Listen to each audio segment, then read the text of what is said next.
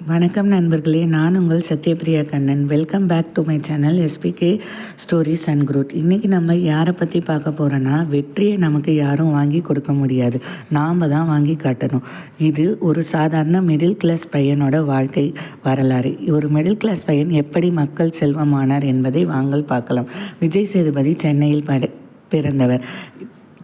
சின்ன வயதிலிருந்தே பெரிதாக எதிலும் ஆர்வமில்லை. படிப்பிலும் ஆவரேஜ் தான். சர்வைவலுக்காக துபாய்க்கு சென்றார்.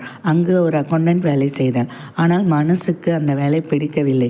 மனசு எப்பயும் வெறுமையாக இருந்தது. இதுதான் வாழ்க்கையான கேள்வி அவரை திரும்ப சென்னைக்கு அழைத்து வந்தது. இங்கு அவரோட நண்பர் ஷார்ட் ஃபிலிம் எடுத்து கொண்டிருந்தார். அதில் பேக்ரவுண்ட் ஆர்டிஸ்டாக நடிக்க ஆரம்பித்தார். பிறகு 100க்கும் மேற்பட்ட சின்ன சின்ன ரோல்களில் நடித்தார். ஆனால் ஒரு பெரிய ரோல்னு வரப்போ அவரை எல்லாரும் ரிஜெக்ட் பண்ணாங்க. அப்போது மனதுக்குள்ளேயே நான் ஒரு பெரிய ஆக்டர் ஆகி காட்டுவேன் என சொல்லிக்கொண்டே இருந்தாள். 2010 அவருக்கு தென்மேற்கு பருவக்காற்று ஒரு பெரிய வாய்ப்பு.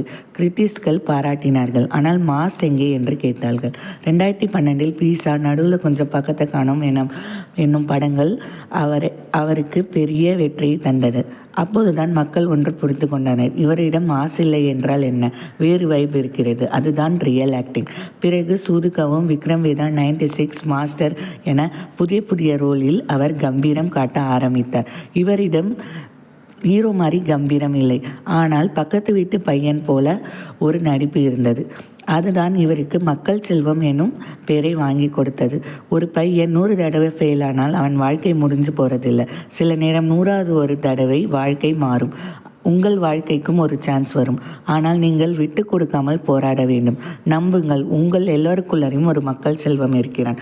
கண்டிப்பாக இந்த கதை உங்களை மோட்டிவேட் பண்ணியிருக்கும் என நம்புகிறேன்.